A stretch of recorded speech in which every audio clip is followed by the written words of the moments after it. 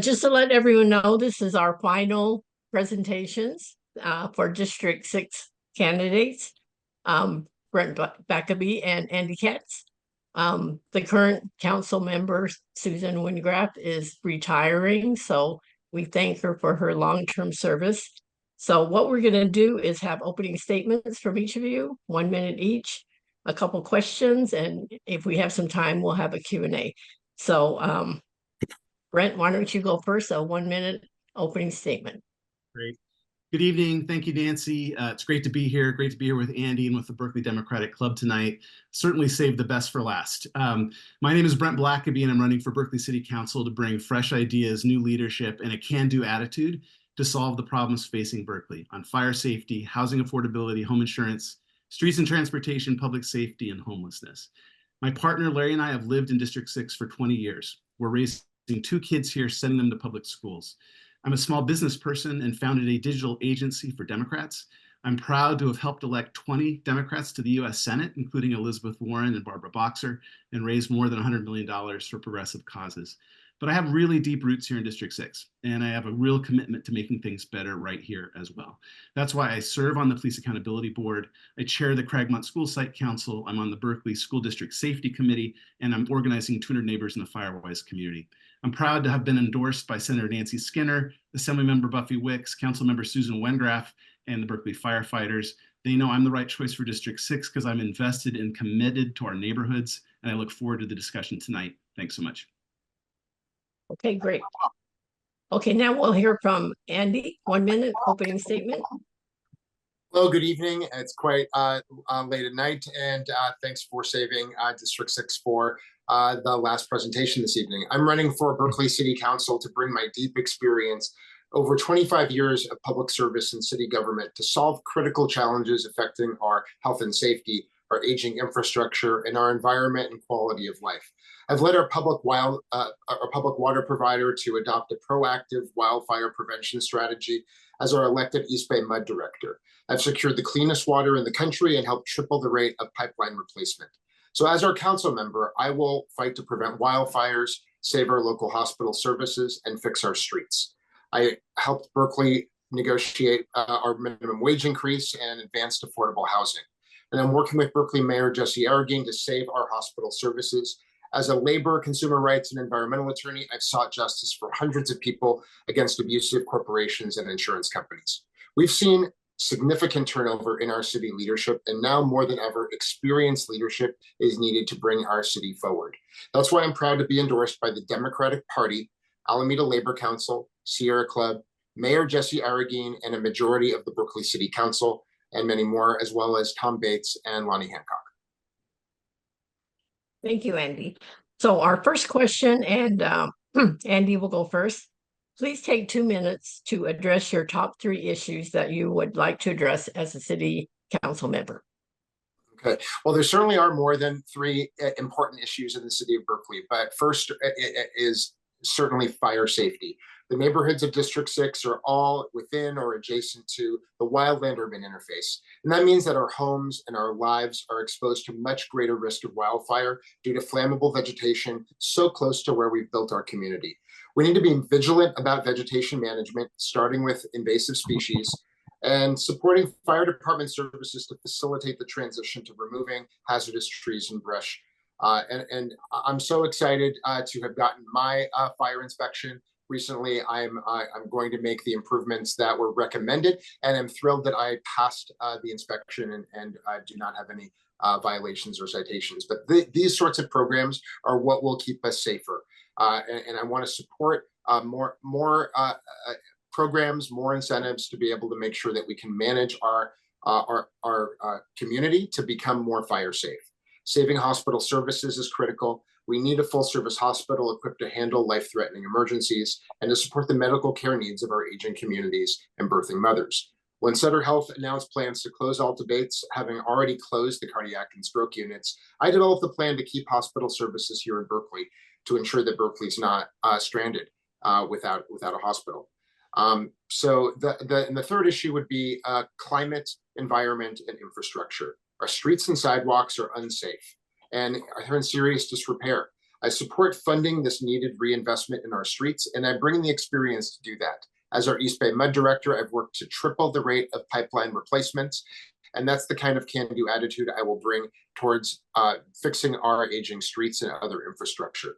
I work to expand the Just Transition electrification pilot program. I helped initiate that program to make it easier for all Berkeley households to be able to electrify our HVAC and other water heating systems. I want to be able to carefully find a funding source that will be able to fund that and ensure that we can make Berkeley an environmental leader as we always have been. Great, thanks. And Brent, same question to you, your top 3 issues? Yeah, I agree. Fire and fire safety is the top issue in District 6. And I've got a five-point plan I've developed. It's at brentforberkeley.com/fire. A lot of pieces. One is we've got to coordinate with our regional partners, Berkeley Fire Department with East Bay Regional Park District, with UC Berkeley, and with the labs to reduce hazardous vegetation and build in additional fire breaks. Second is we have to empower our residents to do the work on their own properties, the fuel reduction, home hardening work, and so on. Third, we've got to develop and implement the evacuation routes. We've got to plan for the potential emergencies that are to come and make sure that streets are clear for emergency vehicles to get in and for people to leave. We've got to make sure the fire department is trained. We've got to do regular drills. And then we've also got to work on the home insurance crisis, which is closely related to it, and advocate for Sacramento to help solve it by bringing insurance companies back into the market and giving them the ability to price the risk while we also get recognized for the work we're doing to alleviate the risk. So it's a big problem, and it's going to take a lot of hard work. Second, on streets and transportation, it's the next big issue. There are so many substandard streets in the hills, so many small, windy, narrow streets. It's closely related to the fire risk. We have a $200 million deferred maintenance problem on streets. I support the streets funding measures that are on the ballot, prefer FF. We've got to pave streets, repair streets. We've got to add street safety. We've had 6 fatalities in recent years on Marin Ave. That's unacceptable. We need our streets to be safer for bikers, for pedestrians. And we also need to increase public transportation in the hills. That's one way we're going to reduce cars, is if we can get bus service back up. And I've got some ideas for how to do that.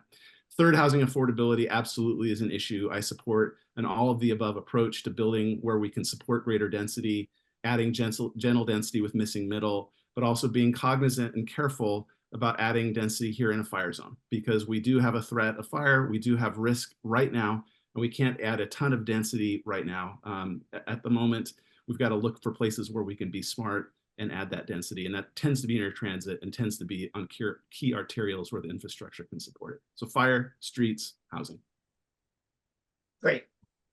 Okay, so the next question, and Brent, you'll go first, is a little bit more insight on what you've both been talking about, which is fire safety. The current fire chief has the ability to red curb streets he deems to be extraordinary evacuation risk to human life without council approval. Do you promise to support the fire chief in red curbing dangerous evacuation streets? And what is your approach to ensuring that appropriate evacuation routes are cleared during a fire? So if you comment on that in 2 minutes. I do support the ability of the fire chief to red curb streets. I am eagerly looking forward to the results of the evacuation study. I know we've been waiting on it for many months. We can anticipate what it's going to say, which is that we're not ready and we need to do more. I tell you, again, I've knocked on 3,000 doors in the district of the 5,000 doors. Everyone knows that fire safety is an issue. Everyone is concerned.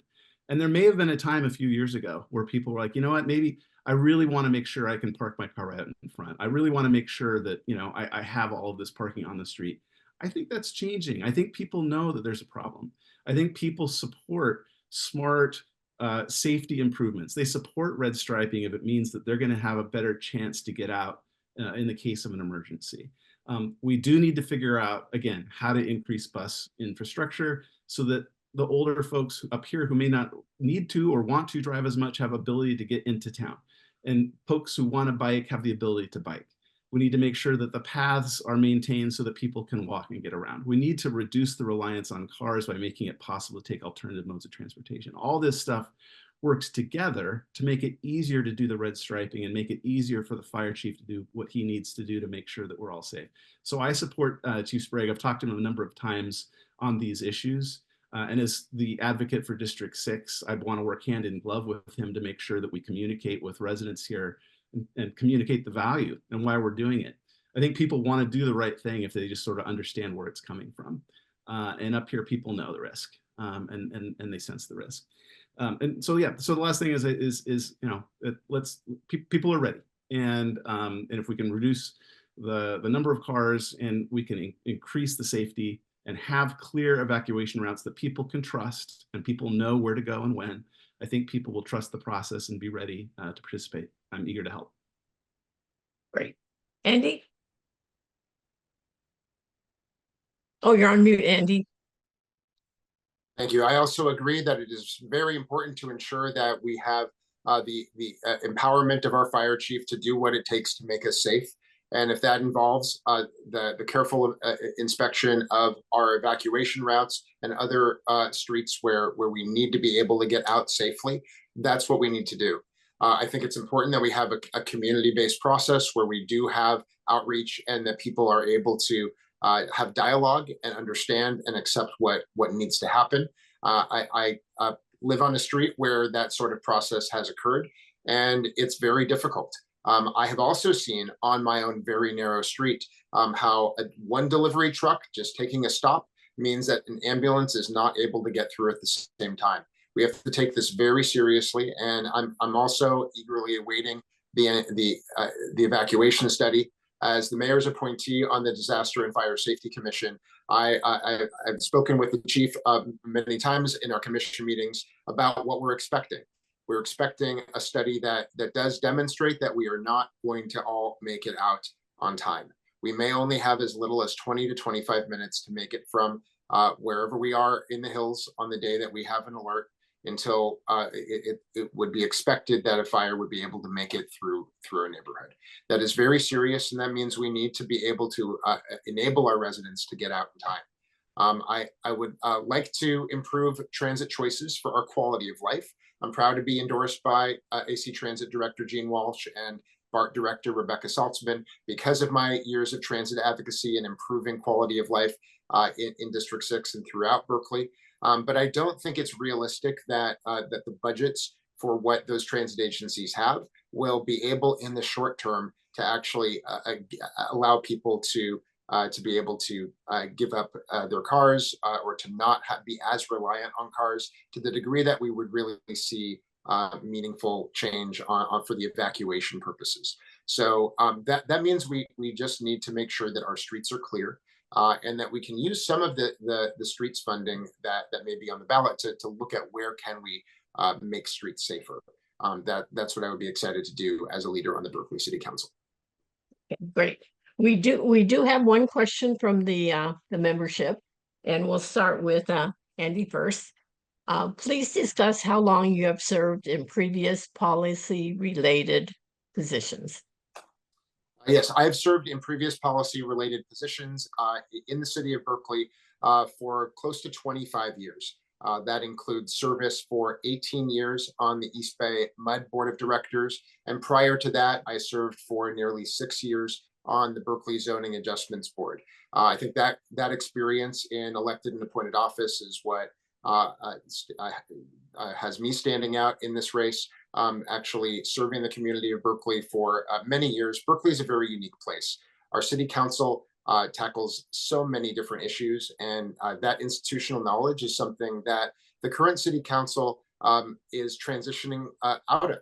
We are going to have very little institutional memory on the city council next year. I think it's important that we have that continuity from somebody who's been closely observing and working with the community and the Berkeley City Council. I've also served as chair of the Berkeley Labor Commission. I've served as chair of the Berkeley Community Health Commission, and I've served on that commission for 8 years. And I've also served as the mayor's appointee on the Berkeley Disaster and Fire Safety Commission. So with all of that elected and appointed service, that's how I'm able to bring my experience and expertise to make a contribution to Berkeley. Okay, great. Brent? Great. Well, look, I've been around public service for a long time as a small business owner as well as a public servant. I do serve on the Police Accountability Board and on the Berkeley Unified School District Safety Committee. I'm very active on school safety and criminal justice reform and police reform and police oversight. And I've helped elect 20 Democrats to the US Senate. I've helped pass marriage equality measures in Washington State. I've fought for a woman's right to choose in Oregon. And I'll say, look, I think we're at a time at the City Council where we don't just need more of the same. I think we need fresh ideas. I think we need new leadership. And I think it is important to have the perspective of a small business person on the City Council who understands how are the laws, the ordinances, the rules that we are implementing on the City Council. How does it affect people? How does it affect small business? If we're concerned about bringing business back to downtown Berkeley, how are we going to do that? You need to have some perspectives and experience on that. If you want to revitalize Solano, revitalize North Shattuck, how are we going to do that? Well, look, I've got some ideas. I've got an experience because I've dealt with Berkeley and the infrastructure from the other side. And I think I have a lot of thoughts and perspectives. The other thing I'll say is, look, I am a data-driven problem solver. I'm creative. I'm thoughtful. I'm bringing people together to solve problems. And I'm not just going to do it from having been, in the bureaucracy for a long time, but someone who's looking at things from a different way. One of my major concerns on the Police Accountability Board has been understanding budgeting and understanding how city departments set goals and evaluate those goals. One of the things I want to do right away is create a dashboard, set clear metrics, clear goals for every department in the city. How many streets are getting repaved? How much affordable housing have we added? How much fuel have we reduced in the hills? What are the crime response times, right? There are so many things we should be tracking, be more accountable and transparent, because people in Berkeley are generous with our tax dollars. We're generous with the investments we want to make. But again, from all the conversations I'm having in District 6, people just want to know that they're getting what they expect. We want a government that works for all of us. I'm a big believer in government. I've elected a lot of people to public office. And I'm not doing this from a perspective of saying, hey, we need to trim government back. We need to empower government, but we also need to prove to people that government works. That's the experience that I bring. And that's the discipline that I bring. And I would be an effective complement to people on the City Council because those perspectives are important. And it's time for those perspectives to be heard on City Council. And that's what I'll do on City Council. That's why the firefighters are supporting me. That's why Susan Wendraft's supporting me. It's also why Buffy Wicks and Nancy Skinner are supporting me. Like, we need real leadership and we need some fresh ideas. And that's what I will bring to the process. Okay, great. Maybe we have one more question. And this was something that was brought up for the earlier candidates. So given that Measure W, the transfer tax for homeless services, will not be implemented if passed until 2027, if homeless services revenues continues to be down, what programs would you prioritize? And we'll start with you, Brent. It's a tough question. Look, I mean, when it comes to solving the homelessness crisis, it's a multifaceted problem, right? Part of it is about supply of housing, transitionary housing and permanent housing. We need places for people to go. We need funding for that kind of work. But we also need funding for the wraparound services that are going to be effective to help people get back on their feet. Mental health treatment, addiction treatment, drug treatment, job training, things like that. And we're going to have to be creative in terms of how we can fund those things within sort of the existing city budget. I have a sense that there are a lot of things that the city's trying to do. We have way too many things that we're trying to do, and we need to prioritize. We all agree that homelessness in Berkeley is a problem that needs to be addressed. And so we're going to need to find the funding to do those things in a smart way. And you can't just sort of solve it with one piece of the puzzle. We need the housing, the supply of housing. We need the treatment services, and we need the staff who are out there working their tails off, building relationships and building trust with people to try and move them into the care and into the treatment, into the housing that we need. So again, there's no easy answers, but it is a question of priorities. And if this is a question of a priority for the city of Berkeley, then we're going to find the funding to get it done. We've got to find the funding to get it done. So that's how I would answer that question. Great. Andy? First, I would start with the premise of the question. I think that we may be able to access some funding in advance of 2027 because we look around, we see we have a very serious homelessness crisis right now. Berkeley may be able to issue revenue bonds that are fiscally responsible. I was very concerned that the city of Berkeley bonded excess of the capacity of the current measures and actually was banking on the voters renewing that measure. I think that is very tricky to do, and I would be very careful about it. But if we need to access money earlier, as long as we're not exceeding the total amount that we're able to repay, we should use our fiscal tools to be able to access money earlier if we need it. I would be very interested to see an evaluation of the current programs that are actually in effect. My general sense, without having read an evaluation that really ought to be done, is that when we were able to provide actual stability for homeless people, that people were able to rehabilitate and find their way out. That experience of seeing how Project Home Key helped alleviate the issues, how that built on the success of what Berkeley developed with pathways, those are some experiences that we should take note of and see where can we improve things. We need to make sure that we have real human-to-human services, that we are actually getting trained professionals to be able to engage and provide support. But we also need that shelter. What I'm interested in is identifying, are the current time periods that we're bringing people in and allowing that shelter, is that too short? Or do people need a longer period of time to be able to stay to make sustainable transformations and to be able to get out of chronic homelessness? Those are the sorts of questions that I would like to see in a true evaluation. I think we need to be very strategic about the limited resources that we have and be calling for more funding from the state. Great. So I think our time is up, so we will end with 1 minute close from each of you. So Brent, can you, let's see, we'll let Andy go first. Here's Brent. Let's let Brent go first. Let's have Andy go first. Okay, I think we had a few of us going first, so but thank you, Berkeley Democratic Club. It's a pleasure to present with you tonight. If you want to know what I'm going to do as a city council member, take a look at what I've been doing. I've already accomplished so much for Berkeley, and that's what I want to continue to do on the city council. I've made fire prevention a top priority at East Bay Mud, making high fire risk brush removal a top priority, and addressing eucalyptus removal and vegetation management a top priority at East Bay Mud. I will do the same for our fire safety on the Berkeley City Council.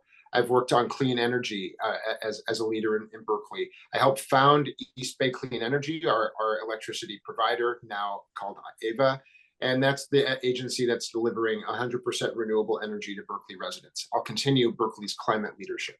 On our hospital situation, I developed a plan that's been embraced by city leaders to save our hospital services, and I'll continue to make sure that we have our health and safety taken care of. For community safety efforts, I've done work like created Berkeley's rental housing safety program because of horrible conditions where tenants actually died in their homes because of the landlord's failure to provide smoke detectors. I'll continue smart approaches to public safety and make sure that we have a fully funded police and fire budget. I want to repair our aging infrastructure, and I've done that work proactively on East Bay Mud, tripling our rate of replacing water mains. I look around at our streets, and I manage, as part of a 7-member board, our $1 billion agency for our water utility. I will be able to responsibly manage our city budget to be able to deliver and reinvest in our aging infrastructure. So those are my values. Those are the accomplishments that I'm able to bring from over 25 years of public service in the city of Berkeley. And I'm proud to be endorsed by many of the leaders who've watched me go. Mayor Jesse Arreguín, majority of the Berkeley City Council, and some of the organizations that share these values: the Democratic Party, the Sierra Club, Alameda Labor Council, and the Alameda County Building Trades Council. So, and many more. Please take a look at my website at andykatz.com and take a look at some of the issues that I'm running on. And I look forward to continuing the dialogue and representing you on the City Council. Great, thank you. Brent? Thanks again for letting us finish up tonight. Thanks to the Berkeley Democratic Club for having us. I'm running for city council because I am committed to going to work every day for the people of Berkeley and the people of District 6. I want to solve problems and get things done on the issues that matter: housing, climate, streets, crime, wildfire safety. I am someone who puts in the work in everything that I do.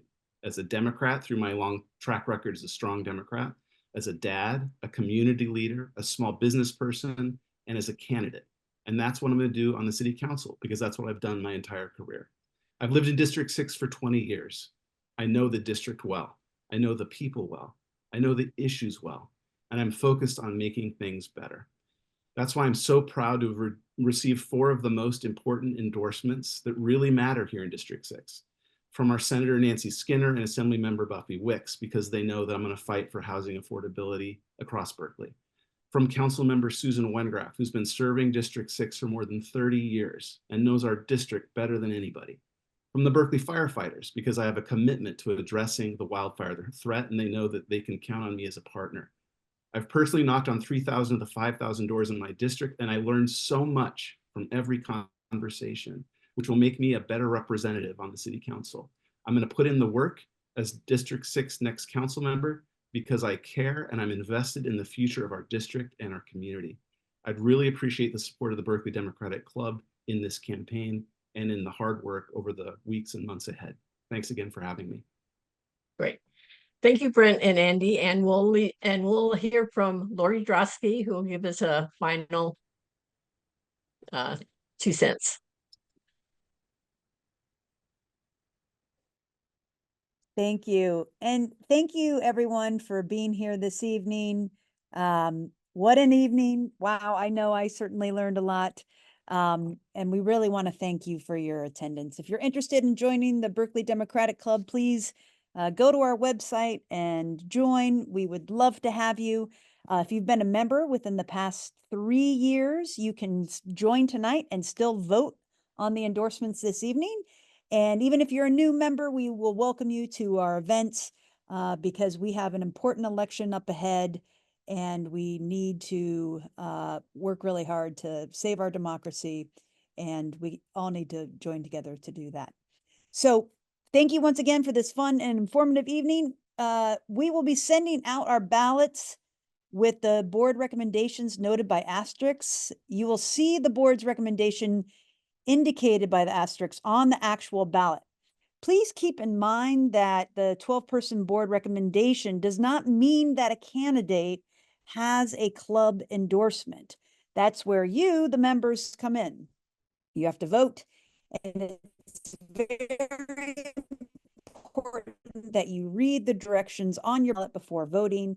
And so once again, thank you for spending your evening with us here on Zoom. On behalf of the Berkeley Democratic Club, we thank you and good night.